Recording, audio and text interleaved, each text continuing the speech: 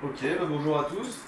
Bon, du coup, malheureusement, j'étais là-bas quand vous avez fait le tour de table, donc je sais pas trop au niveau de l'assemblée les différences, parce que la cyber, c'est quand même un monde qui est assez grand. Il y a plein d'expertises différentes. J'en ai entendu quelques-unes spécifiquement. Donc là, l'idée, de toute façon, Rami, c'est de vous montrer un peu, et de faire un peu un topo de une red team, comment elle s'organise, et notamment d'un point de vue de son infra, parce qu'on entend beaucoup parler de le pentest, je pense que tout le monde connaît, test d'intrusion, c'est assez, on va dire, classique. La red team, il y a quand même des spécificités en plus qui sont intéressantes à avoir en tête. Et du coup, l'idée, c'est un peu de démystifier tout ça avec vous ce soir. Alors, si je vais me remettre, je vais relancer le chrono, ça m'évitera aussi, ça me permettra d'être dans les temps et de ne pas me faire crier dessus.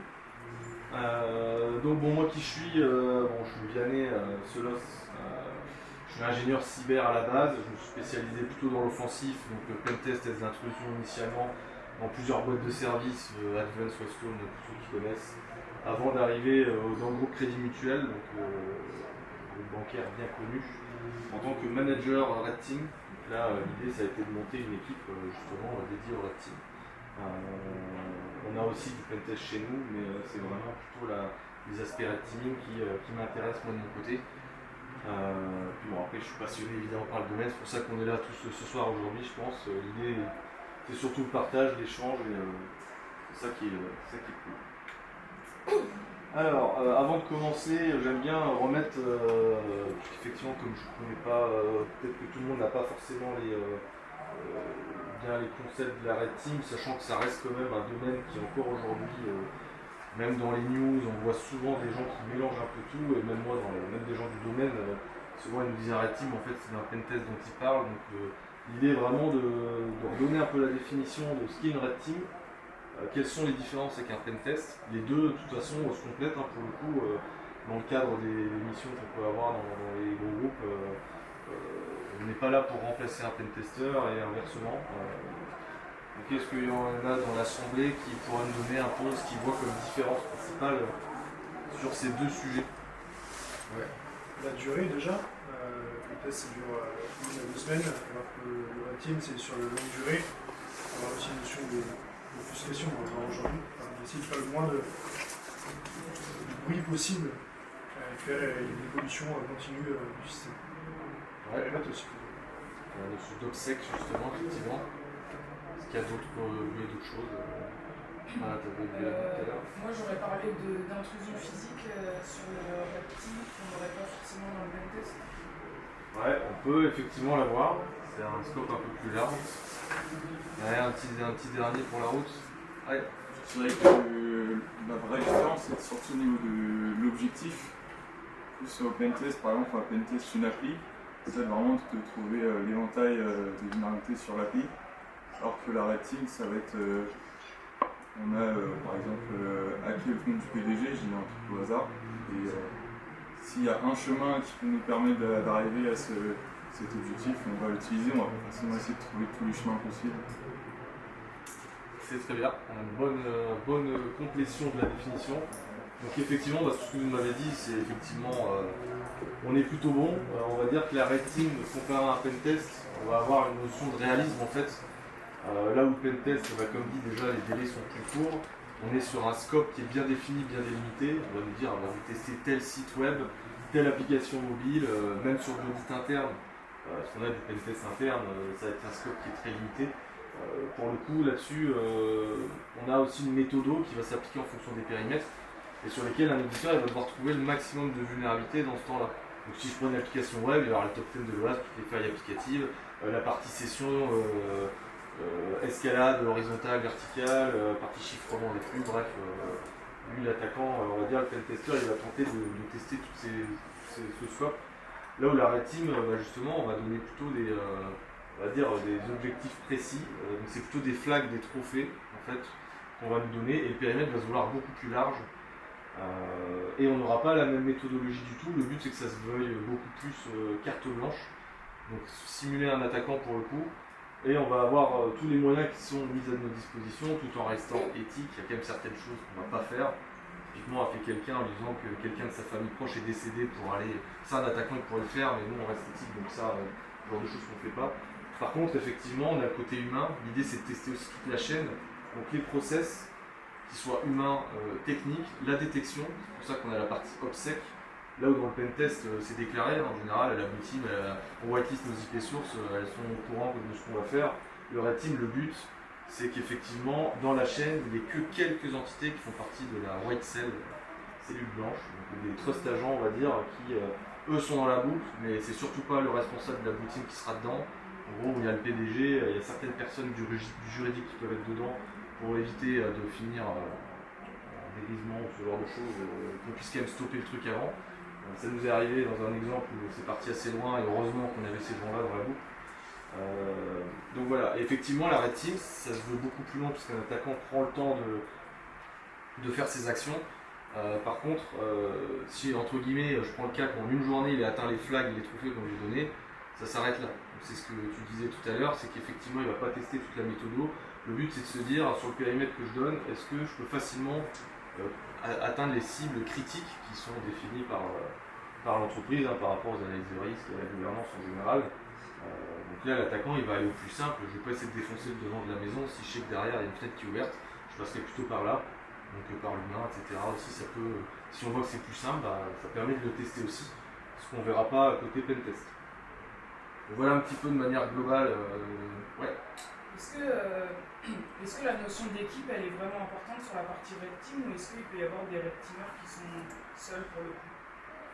Alors qu'est-ce que tu entends par équipe en tant que telle Alors il y a toujours des équipes du coup, je pensais que sur la partie red team il va y avoir peut-être des gens qui sont, mais peut-être que vous allez le développer juste après avec comment est constituée l'équipe, et pour autant il y a des gens qui se prévalent, je fais référence à LinkedIn par exemple, mais qui se prévalent red teamer, mais pas forcément dans une équipe comme vous, dans une banque. Est-ce qu'on peut être un red teamer seul ou pas?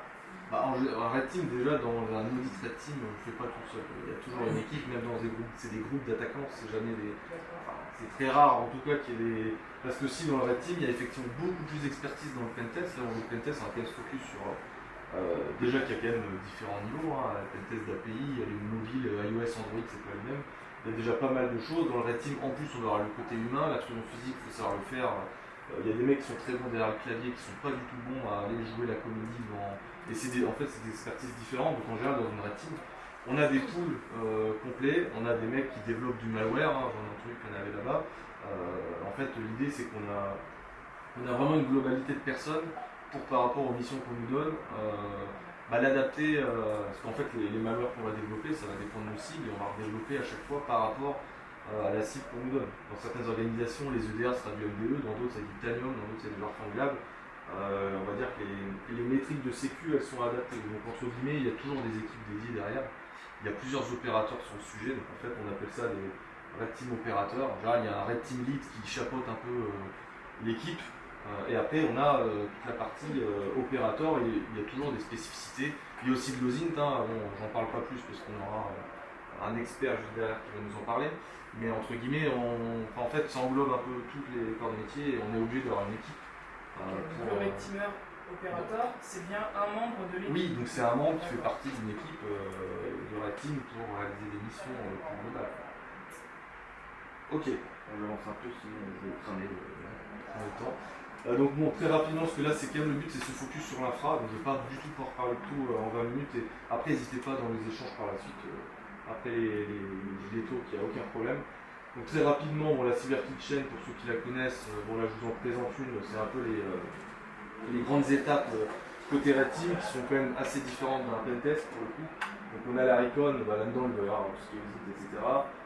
Weaponization, là c'est vraiment, une fois qu'on a fait notre repo, on connaît notre cible, on connaît les technos qu'il utilise, vers où on va pouvoir passer, on va commencer à pouvoir cibler un peu avec les datas qu'on a récupérées, avoir de l'intelligence pour aller faire cibler les targets qui nous intéressent pour atteindre les flags qu'on nous a donnés. Delivery, là on va dire que c'est la partie initial access, c'est qu'une fois qu'on a fait ça, on va balancer nos charges alors ça peut être de l'intrusion physique, laisser des rubbers de key, des clés USB malveillantes, des OMG cables, ça peut être du phishing, la plupart du temps le phishing ça marche quand même bien dans les boîtes.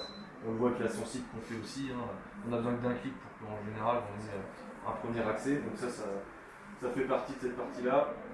Donc après on a la partie exploit, installation, bon, je ne vais pas forcément tout détailler, mais en fait ça fait vraiment partie de la chaîne complète d'exploitation. Une fois qu'on a accès à la cible, l'idée c'est qu'on a d'autres techniques que vous verrez dans Nitrattack pour ceux qui connaissent ou qui veulent aller voir. Donc, la persistance, puisque le but c'est qu'une fois qu'on a accès à notre poste, si la personne débranche le réseau ou qu'elle se reconnecte ou qu'elle part le soir, qu'elle éteint son poste, tout ce qu'on a fait en amont, ça serait qu'on de le perdre. Donc l'idée c'est d'avoir les aspects de persistance pour récupérer la main quand il va se reconnecter. Et derrière on a tous les aspects privesques qu'on peut connaître plus dans le pentest, élévation de privilèges, le pivoting sur le réseau, mouvement latéral, ce genre de choses qui permettent d'atteindre nos objectifs qu'on nous a donnés. Donc c'est là où j'arrive un peu plus sur le contexte de l'infra, parce que même dans les groupes aujourd'hui qui sont quand même assez matures, sur certaines fois, pour le coup, moins inclus, on doit se battre un peu pour faire comprendre les besoins d'un vrai red teamer. Donc on a vraiment besoin d'une infra en red team, puisqu'on ne va pas être comme du pentest. Là où aujourd'hui en pentest, entre guillemets, on a une box ADSL dédiée sur internet, où on peut aller, côté cloud, on a quelques instances des VPS, on peut s'en sortir. Côté Red Team, on a des besoins spécifiques, notamment des C2, j'en reparlerai après, du command and control qui nous permet justement d'exploiter nos cibles et d'avoir des fonctionnalités en plus, à la fois d'obsec pour être sous le radar et en plus de pouvoir automatiser certaines tâches qu'on n'a pas dans le pentest. Donc ça, je vais en parler après, plus concrètement. Mais on a besoin en fait d'une infrastructure qui est vraiment, on va dire, beaucoup plus complète pour pouvoir fonctionner. Pour vous, du coup, qu'est-ce que vous verrez dans une infra Red Team qui serait nécessaire à minima pour pouvoir fonctionner en termes de... Je parle de... Là, il n'y a pas de question piège, hein. L'idée c'est d'avoir un peu d'interaction. De toute façon, n'hésitez pas à... Qu'est-ce que vous estimez qu'il y aurait une nécessité à minima d'avoir dans une infra Red Team? Il y a les différents parler de VPS, mais serveurs où poser nos C2 et potentiellement des domaines et être capable de redéployer si la blue team flag les noms de domaines ou les IP des C2 en cours ou choses comme ça. Ouais, très bien, on a quelques éléments déjà qui sont pas mal dedans. Un deuxième, je vais avancer. Nine. Donc effectivement, il y en a sur ces aspects-là. On a la partie, ils sont pas dans l'ordre, donc ce que tu as dit, ça va arriver. Le premier, c'est un C2. Déjà, il faut bien que dans notre infra, on ait notre command and control. Alors ça peut être de l'open source. Le plus connu, Cobalt Strike, nous on joue pas mal avec celui-là. Après, on peut aussi en avoir des customs. Donc nous, on joue avec deux. On a développé notre propre C2 pour justement être plus obsèque, parce que Cobalt Strike, il est quand même bien flag maintenant par des équipes matures en côté de team. En deuxième, on a des serveurs de payload. Donc ça nous sert pour automatiser le développement malware avec les dernières techniques en vogue. On en a fait une il n'y a pas si longtemps que ça, ce qui est process Mockingjay, ça parle peut-être à nos analystes là-bas, qui est une technique qui permet justement de bypass un peu une des dernières techniques qui permet de bypass les équipements de sécu, mais je ne vais pas forcément m'attarder là-dessus pour aujourd'hui. Serveur de redirection, c'est un peu le principal parce qu'en fait c'est lui qui va nous permettre de cacher toute notre infra qui est derrière. Vous allez plus voir après avec les schémas. Mais le redirecteur, c'est un peu l'élément central de notre infra, parce qu'en fait c'est ce qui va permettre, on va dire, de cacher en front notre infra qui va être situé derrière avec tout notre cœur de serveur. Et ça évitera justement de devoir tout redéployer si on a des problèmes de détection. J'en reparlerai juste après. Serveur de phishing, pour avoir du phishing dédié par rapport on peut dire dans les targets en général, dans les missions, le phishing ça marche quand même assez bien. La partie intrusion physique, on en a fait, mais en général on le fait vraiment quand il n'y a pas d'autre moyen d'accéder à nos cibles, parce que ça reste assez, même pour un attaquant, d'un point de vue réaliste, l'attaquant il va sur site que s'il n'y a pas d'autre moyen, parce que là il y a plus de chances de se faire attraper. Après on a tout ce qui est instance VPN, proxy, webpass et autres, donc ça je vais en parler après côté infra. Donc pour la partie C2, je vais y passer rapidement. Je ne sais pas si vous connaissez ce C2 Matrix, c'est fort utilisé en fait dans le domaine pour choisir un C2. Je peux y aller très rapidement si je retrouve ma souris. Ah non, j'ai pas le URL. Bon, on pourra y retourner plus tard parce que je vois qu'il y a 15 et sinon je vais fermer un peu le temps. Mais n'hésitez pas à y aller, en tout cas ça vous permet de lister tous les C2 open source, les C2 payants, sur quels infra ils tournent, en quel langage ils sont développés. Typiquement Command-Strike, on va le retrouver, Strike Covenant, Empire qui est super connu en open source. On en a plein, on a Mythic maintenant qui est pas mal, ce qui vient de sortir et il est pas encore bien tagué en open source. Et ça permet aussi de les choisir en fonction de ce qu'on va cibler comme target et de ce qu'on trouve en reconnaissance initiale. Alors, donc le redirector, j'en ai parlé un petit peu en avance de phase. L'idée c'est justement d'avoir quelque chose qui est en frontal, qui va permettre de cacher un peu toute notre infra. Donc en fait l'idée ça va être vraiment, la partie redirector c'est vraiment ce qu'on va RAZ à la fin de chaque audit et qui vont entre guillemets permettre de garder tout notre bac de serveurs on va dire de manière pérenne sans qu'on ait besoin de tout redéployer à chaque fois. Alors je vais plutôt vous mettre un schéma, ça sera plus simple. Donc là voilà un exemple d'infra on va dire assez haut niveau côté Red Team. Donc de quoi on a besoin? On a la Red Team qui est ici dans ces locaux où vous voulez, hein. Typiquement on prend ce bâtiment là, on sort d'ici sur une box qui a un accès direct internet. Et derrière on a toute une partie, donc aujourd'hui bon, c'est dans le cloud, hein, c'est ce qu'il y a quand même de plus simple, mais en soi on pourrait le mettre en on-prem si vous avez de quoi faire dans votre entreprise, ça dépend de la maturité et de l'infra que vous avez chez vous. Mais le plus simple pour cibler de l'attaquant de l'extérieur, c'est quand même d'avoir une patte dans le cloud pour pouvoir vous échapper et récupérer un accès à la target qui se trouve elle dans ces bâtiments côté de votre cible. Donc on a dans ce sens-là, nous on se connecte ici à nos serveurs.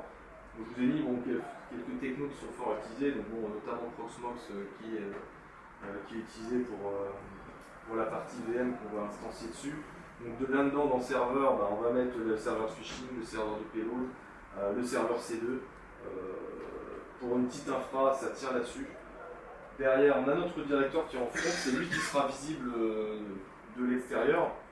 Donc ce qui fait que quand notre cible va exécuter son beacon, donc le payload qu'on va lui envoyer soit par phishing, soit par mail ou via clé USB qu'il exécute, lui, la target du beacon, ça va être d'aller sur le redirector.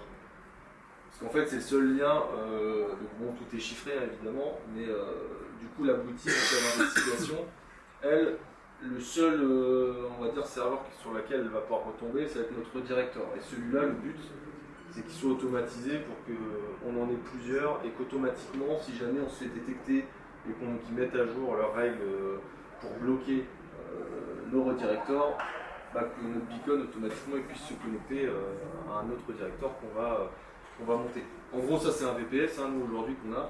On monte juste un VPS avec un serveur Nginx qui fait office Nginx ou Apache, vous mettez ce que vous voulez, on s'en fiche un peu. L'idée c'est qu'en tout cas, lui, il va servir vraiment de redirect. Il va faire un proxy pass de toutes les requêtes qui arrivent. Dès qu'il voit que c'est le beacon, il redirige en fonction de la target. Et c'est là où on a l'aspect aussi OPSEC, c'est-à-dire que nous, quand on connaît la cible, on va whitelister sur notre director uniquement les IP publics, les cibles sur lesquelles on sait que ça va arriver. Ce qui va permettre d'éviter que si quelqu'un est hors de scope de notre target, il voit des choses un peu étranges sur notre redirector qui ne ressemble pas à un serveur très légitime. Donc je vais vous montrer pour ça un deuxième petit schéma. Donc là c'est la version un peu plus officielle d'une infra Red Team que j'ai repris. Et là ça permet justement, donc le proxy serveur, on va dire que c'est le VPS que je vous ai montré tout à l'heure, c'est le redirector en fait, qui lui va dire quand c'est ma victime, je sais que c'est ma victime avec le beacon que moi j'ai développé, je sais qu'il arrive, j'ai moyen de le détecter.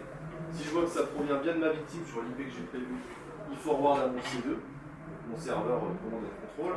Si par contre c'est quelqu'un qui est hors scope, donc tout le reste entre guillemets, je les renvoie vers un faux site légitime. Le but c'est d'éviter que les personnes que ça soit la blue team, que ça soit des externes, même d'un point de vue, ce qu'on n'a pas parlé, c'est la partie catégorisation et autres de nos sites, pour éviter qu'ils se posent un peu trop de questions sur un site un peu étrange, s'il va taper en direct sur notre directeur et qu'il s'amuse à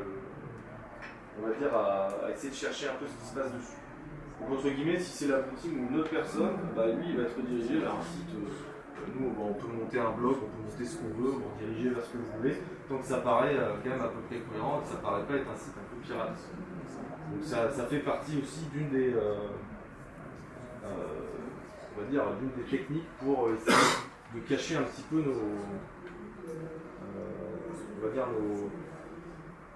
nos actions malveillantes. Donc un C2, comment il fonctionne très rapidement? Je regarde juste si je suis dans le timing pour pas tout cramer. Est-ce que j'ai 5 minutes de rab ou pas? Juste pour la démo, parce que sinon ce serait dommage. Le but c'est quand même de faire une petite démo derrière. Donc là très rapidement, après un C2, comment ça fonctionne? C'est juste pour vous montrer après pour la démo. En gros, quand on a notre beacon, donc en gros c'est le payload, c'est ce qu'on va déployer nous, le malware. Il y a plein de façons après de l'offusquer, de le paquer, etc. Mais là on va pas forcément se focus là-dessus. L'idée c'est vraiment de comprendre un peu comment ça fonctionne. Donc là je prends le cadre d'un payload qui parle en HTTP. On peut parler en plein de trucs, faire du DNS tuning pour parler avec le payload, etc. Il y a plein de techniques. Là, se baser sur l'HTTP, ça reste quand même assez cohérent.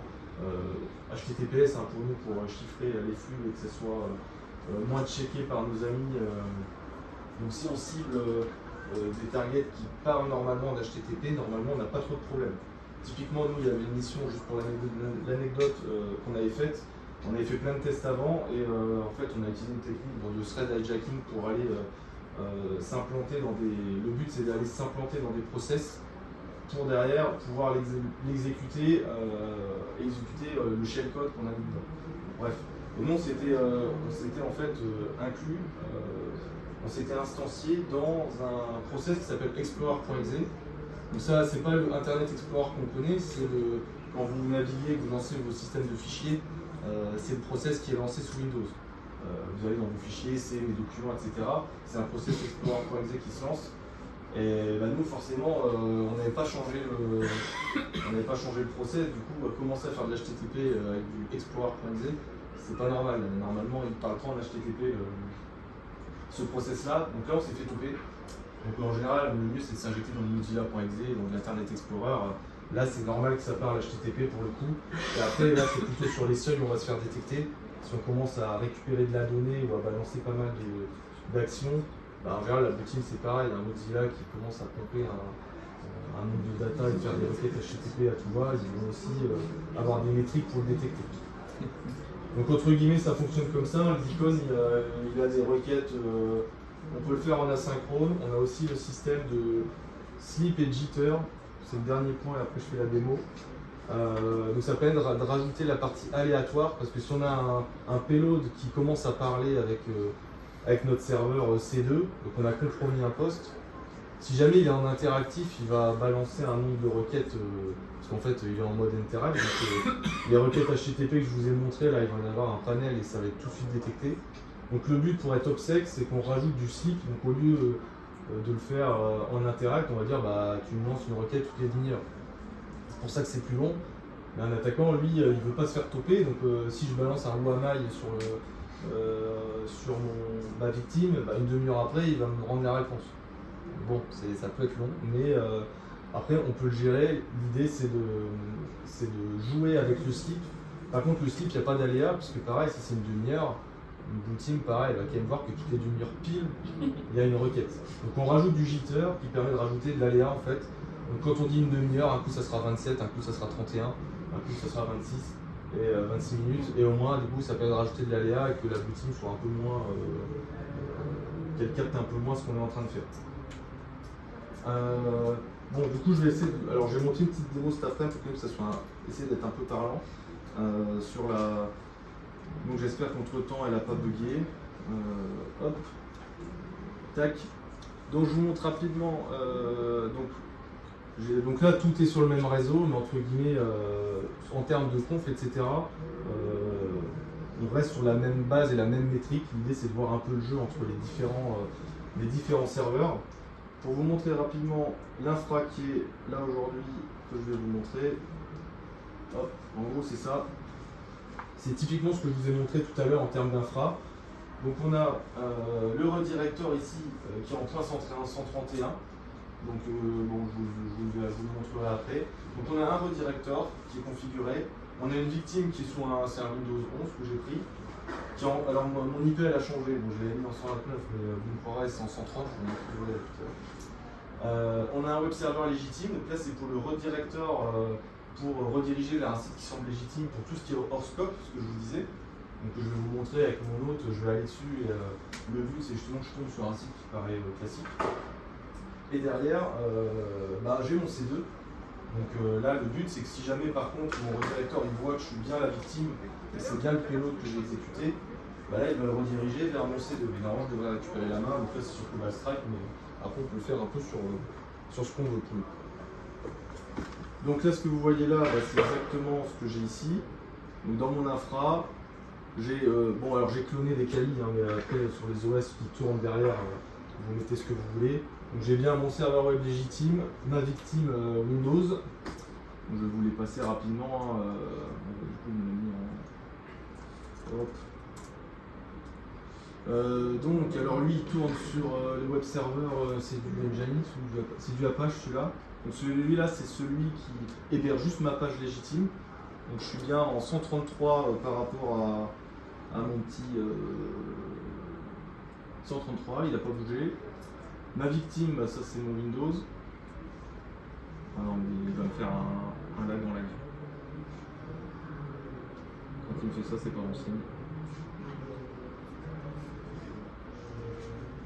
Là, je pense que je vais me faire un effet Geno. J'adore VMware Workstation Pro. Là c'est la merde parce que si je relance tout, ça va prendre un peu de temps. Je fais appel à mes amis. Si tu as besoin de relancer, en fait, ça peut être après le tour de lag. Ouais, je pense qu'on va faire ça parce que là, en fait, il a pris trop de temps et je pense qu'il aime pas trop mon PC avec toutes ces ouais, on va faire ça parce que là, il est dead. Et je le relancerai juste avant pour que je le faire parce que. Bon, merci du coup. Merci.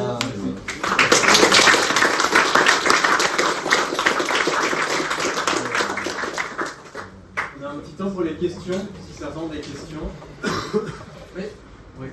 J'ai une question sur tout ce qui va être déploiement du coup, parce que là, tu as parlé de ton redirector et donc quand tu compiles tes beacons, donc tu fais, est-ce que vous avez un tooltip, une chain, une infra qui fait déploiement du domaine que vous avez sur votre director et qui l'injecte dans toutes vos payloads pour aller taper sur la bonne chose. Et confus en automatique ou est-ce que c'est encore à la mano parce que alors on est sur la partie automatisation aujourd'hui. On a une chaîne CI/CD en fait qui permet de déployer du Terraform sur toutes nos instances. Parce que bon, j'en ai pas parlé non plus dans le temps imparti, mais on a aussi l'infra que je vous ai montré, c'est le plus basique. Mais l'idée c'est d'en avoir plusieurs clonés pour avoir ce qu'on appelle du short terme, long terme, pour avoir aussi différentes instances pour la routine. Donc oui, on a automatisé un max. Alors la partie aujourd'hui la partie payload elle est automatisée. Par contre la partie offuscateur non, parce que ça on le définit en fonction de... Parce qu'on a un offuscateur aussi maison qui permet sur nos payloads et nos shellcodes de rajouter à la fois du chiffrement et offuscation sur du XOR, l'IPv6, IPv4, on a pas mal de... Et on peut aller jusqu'à 10 fois pour justement baisser un peu la partie des signatures détection. Donc on a une partie qui est automatisée vraiment sur l'infra, tout ce qui est VPS, nos Proxmox, etc. Tout ça c'est automatisé. La partie nom de domaine aussi. En gros quand on lance, on dit le nom de domaine qu'on veut, il va nous faire, dans notre code, il va nous faire la demande. Après on a aussi une partie catégorisation, j'en ai pas parlé, mais sur la partie obsèque, quand on déploie des noms de domaine, il y a deux moyens. Soit on en crée un, mais le problème c'est que si on en crée, il n'est pas catégorisé. La plupart des organisations qui sont à peu près matures, elles passent par des proxys, et si c'est pas catégorisé, c'est dead d'avance. Donc soit vous achetez des domaines expirés, à bien faire gaffe quand même de ce qu'il y a eu avant dessus et s'assurer qu'ils sont clean. Soit vous passez, alors nous on a eu des techniques, on passait par des webpass. Webpass en fait la fin du nom de domaine, elle est par le cloud provider qui lui par défaut était autorisé chez nous. Typiquement si tu prends du webpass chez OVH, c'est du .ovh.net et nous il est ouvert chez nous. Donc en fait on prend juste un webpass qu'on met devant, derrière il redirige au redirecteur et là ça passe. Donc il y a plein de techniques. Mais la recatégorisation de domaine par contre c'est un enfer parce que quand on le crée, il faut le faire vivre, il faut que des flux passent pour qu'il soit catégorisé et tout n'est pas forcément ouvert chez nous. Enfin, typiquement dans certaines chez nous il y a plein de trucs qui sont interdits. Il faudrait avoir de la catégorie finance, ce genre de truc où là c'est toujours ouvert mais c'est pas si simple de le faire passer comme ça. Bon ça c'est d'autres problématiques mais voilà, je passe, n'hésitez pas par la suite, on pourra reparler si ça évitera que je crame trop le temps. Si c'est des petites questions rapides. Ah, sauf si après si on a besoin. Bon, sinon effectivement après le tour de Frédéric il y aura un temps donc c'est pas. Ok, merci à toi. Du coup, il faut se remettre dans l'autre contexte, hein, c'est un peu le jonglage pour vous maintenir éveillé. Donc je vous représente juste rapidement pour resynchro tout le monde sur l'infra. Donc comme dit, redirector, de toute façon je vais tout vous repasser. Notre serveur légitime, le C2 et on va dire un computer qui est au scope que moi je ne vais pas forcément vouloir cibler. Donc je reprends ma petite infra, donc j'ai mon web serveur légitime ici. Qui est bien en 133 comme je l'avais montré. Mon Windows ici, qui lui est en 130, il avait changé entre les deux, il n'a pas changé donc c'est bon. Mon redirecteur, donc lui c'est ma machine et c'est un Nginx qui tourne dessus, celle-là elle doit être en 131. Et mon C2, donc ici j'ai mon petit Cobalt Strike qui tourne. C'est avec celui-là que je vais récupérer du coup mon beacon. Donc là ce que je vais faire c'est que je vais lancer ma payload ici. Donc là j'ai pas fait d'obfuscation, là c'est vraiment juste pour la démo, le but c'est de voir l'infra plus que la partie shellcode, hein. Donc là je l'ai juste généré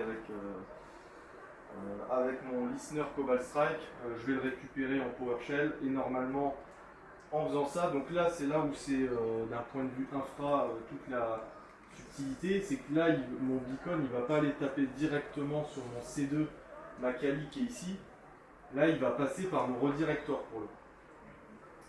Donc là si je le lance, normalement je récupère l'accès, tac, donc là j'ai récupéré mon accès à ma machine, hein.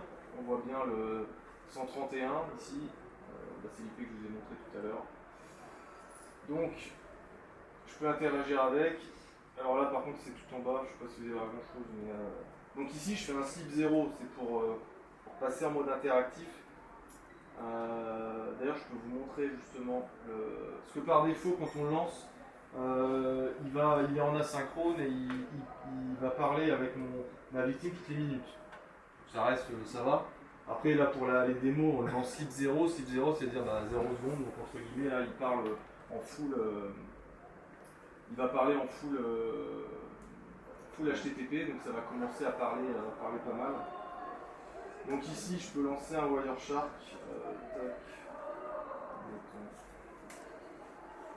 Wireshark, juste pour voir un peu mon beacon qui parle. C'est ça l'intérêt. Alors je l'ai encore là, donc je filtre sur mon IP 131.130, donc là c'est bien celui-là. Hein. Donc là le but c'est de voir que lui vient me parler à moi, redirecteur, et il ne va pas parler direct au C2. Et je filtre sur HTTP en termes de protocole. Je vais pas lancer sur l'interface. Ouais, je vais pas lancer l'interface. Tac. Hop. Là normalement il est lancé. Et si là je fais un slip 0, normalement il va commencer à voir. Donc là je suis à 47 secondes, on voit ici c'est mon temps avant qu'il parle. Donc là à partir de 1 minute, il va l'appeler et il va lui dire de faire un slip 0 du coup donc de passer en interactif. Voilà, là on voit qu'il vient de se lancer. Donc là il me demande d'être interactif et du coup normalement voilà, là on voit que ça parle de ouf.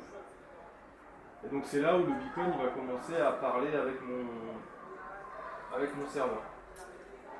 Et donc après je peux lui faire c'est là où on va essayer de voir. Tac.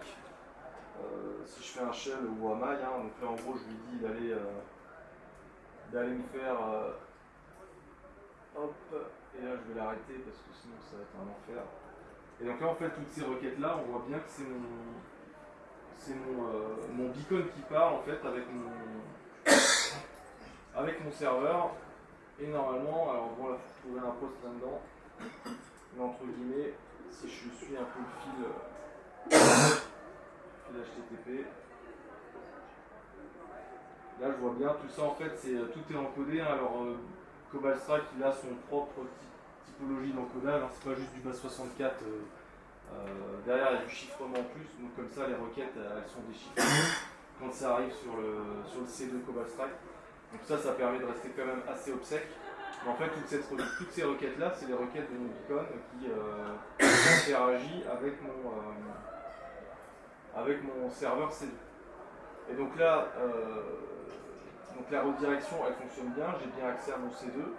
Par contre, si je veux y accéder avec ma victime, comme je disais, le but c'est d'avoir aussi un serveur légitime. Enfin que si jamais je fais des investigations et que je vois qu'effectivement ça va taper sur cette IP là, donc là je pars de ma victime Windows, donc celle-là elle est dans mon périmètre et dans mon scope. Donc bon, j'ai mis un autre qui s'appelle redteamtest.com, après on aurait pu mettre ce qu'on veut. Et donc là si je vais dessus, donc là bon j'ai mis un truc, on met ce qu'on veut, donc là ça paraît, voilà, c'est un blog, c'est cool, ça a l'air d'être un site légitime, j'ai pas l'impression forcément qu'on est sur un redirecteur qui lui va aller parler avec mon C2. Donc là c'est juste d'un point de vue obsèque, on va dire que quelqu'un qui est soit la victime qui s'amuse à aller checker ou le périmètre de la booting qu'on met dans le scope, elle est redirigée. Donc ça en fait, le penfolio ça redirige vers mon serveur web qui est légitime là. Hop. Donc là c'est bien celui-là, j'ai mon Apache qui est censé tourner. Tac. Et donc j'ai mon bloc qui tourne ici. Et si j'y vais avec justement une target qui est hors scope, donc ici on va prendre mon hôte, hein, là sur mon Ubuntu, je m'amuse à y aller sur le même domaine, hein, team test. Là par contre je peux décider, là je mets un forbidden sur tout le reste, en gros il n'y a rien à voir, laissez-moi tranquille. Après on aurait pu aussi mettre autoriser et mettre un site légitime sur le reste, ça après la conf on l'a choisi, mais ça permet vraiment d'avoir bien le lien comme on a vu ici. Et en fait on va dire que la base est là, après le reste dans une infra réelle, c'est juste qu'il y a de l'automatisation, il y a du chiffrement, il y a de la partie sécu en plus. On va dire que sur la base et les concepts de tout passer par un redirecteur et que c'est lui qui fait le proxy pass derrière pour aller dire où ça tombe, c'est vraiment ça le principe de base on va dire.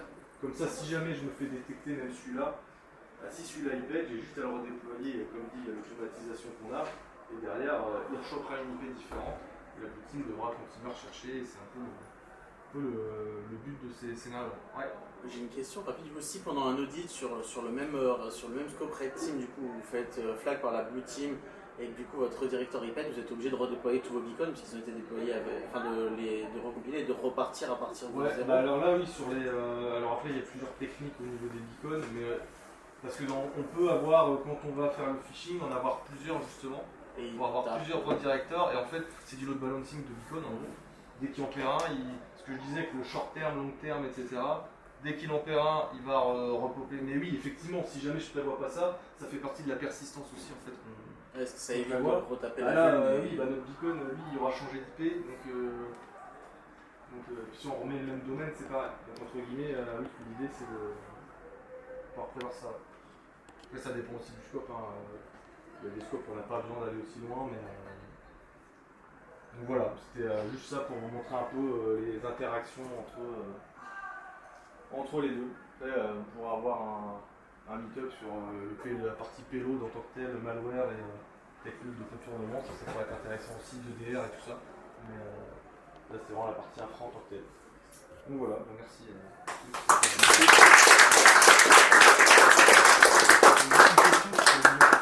Du SOC, justement, en fait, qui détecte un comportement malveillant ou quelque chose, du coup il complète la rétine avant, c'est pour savoir si c'est eux ou Bah justement, dans la Red Team, le but c'est de tester les process de la Blue Team. Donc, je n'en ai pas parlé parce que c'était plus une infra, mais sur la partie process, si la Blue Team vient nous voir, on dira non, c'est pas nous. On est au courant de rien. Eux, leur but dans le process, c'est que. Alors, dans leur process, ils vont demander, mais si c'est un Mana Team, on leur dira non. Et en fait, le but c'est d'attendre qu'ils déroulent leur process en fonction de l'incident qu'ils ont vu et de voir jusqu'à où ils nous détectent. Et c'est vraiment les instances au-dessus, ce que je disais, les trust agents, la white cell. De toute façon, il y a toujours un membre du board de la direction qui ça va tomber chez lui à un moment donné. Et par contre, si ça tombe chez lui, il va dire ah non, c'est bon, stop, déclenchez pas les. Parce que oui, on a eu comme ça des cas où les trust agents, justement, ils ont été bypass. Et on s'est retrouvé avec des plaintes au MPI sur la tête, parce qu'on avait déployé des domaines qui étaient considérés comme frauduleux, mais c'était légitime. Mais pour le coup, pareil sur la partie OVH, un truc intéressant aussi en termes d'obsèques, que ce soit de l'Azure, de la WS ou ce que vous voulez. Nous, la technique qu'on emploie, c'est qu'on passe par un prête-nom.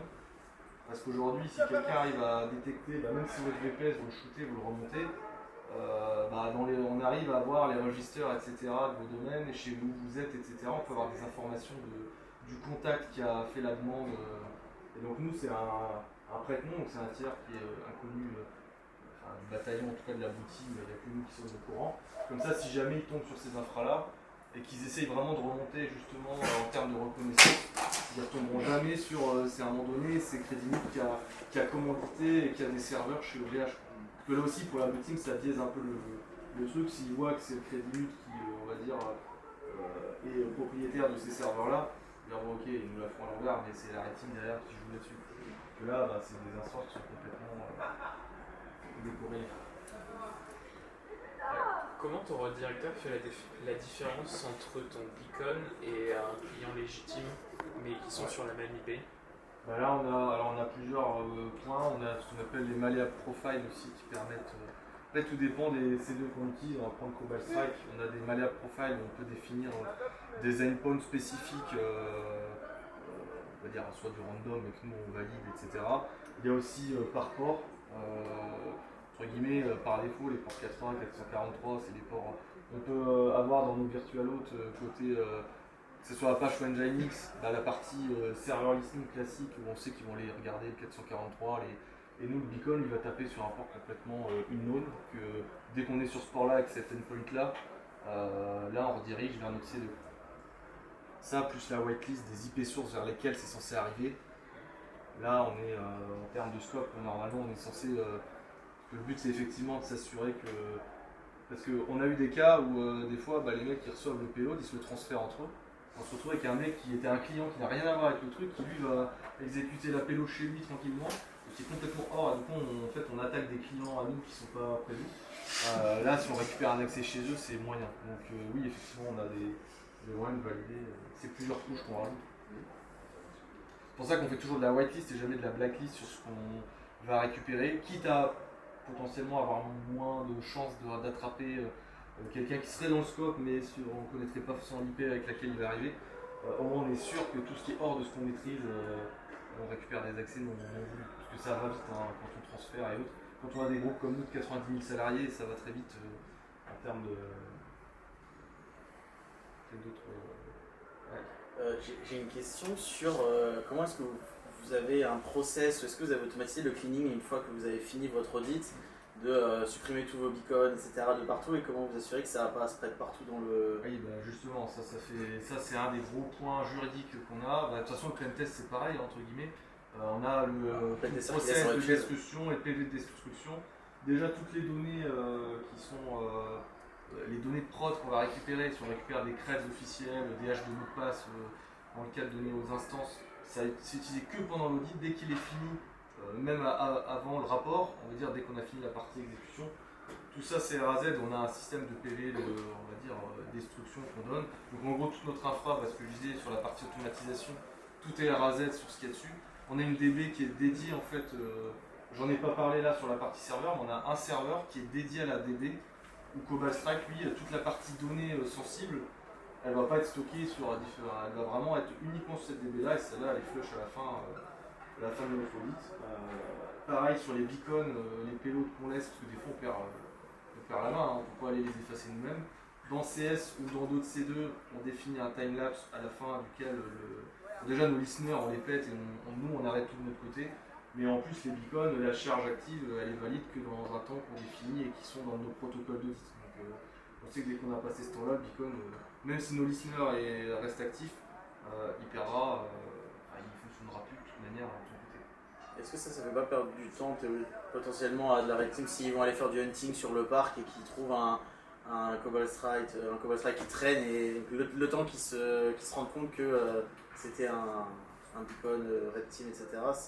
Est-ce que c'est une problématique que vous avez abordée en interne du coup, parce que ça doit arriver, j'imagine. Je suis pas sûr d'avoir compris Quand la blue team ils vont faire du hunting un peu à l'aveugle dans le parc et qu'ils vont faire du prélèvement et qu'ils trouvent un Cobalt Strike qui traîne, est-ce que c'est une problématique que vous avez abordée en commun ou pas Ouais, tu veux dire qu'ils seraient entre une vraie attaque et nous, du coup on les ferait perdre un peu de temps par rapport à des trucs qu'on laisserait traîner et qu'on...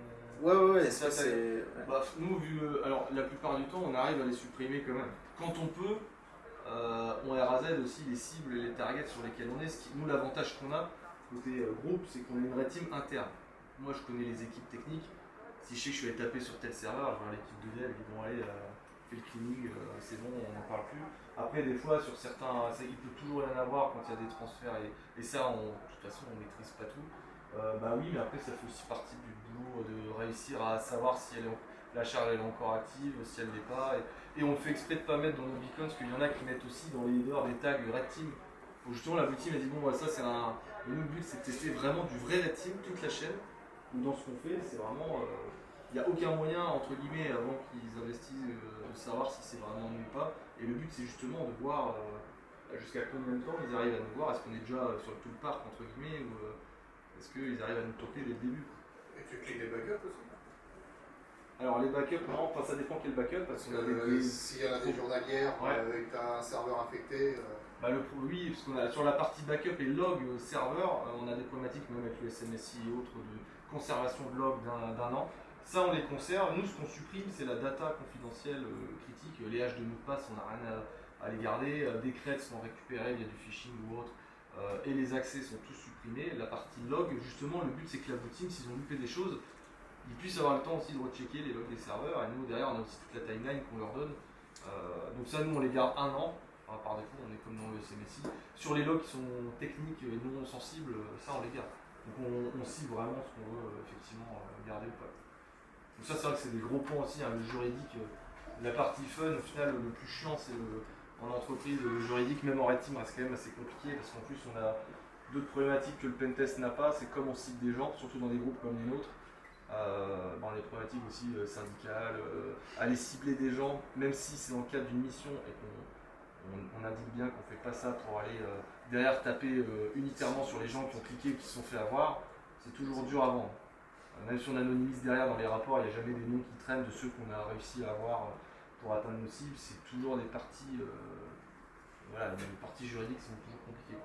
Mais ça fait partie du jeu et au moins on fait ça dans les règles de l'art. Ils sont arrivés, je ne sais pas si... Une dernière question rapide, après vous aurez le temps de... Oui, de toute façon, toutes les questions.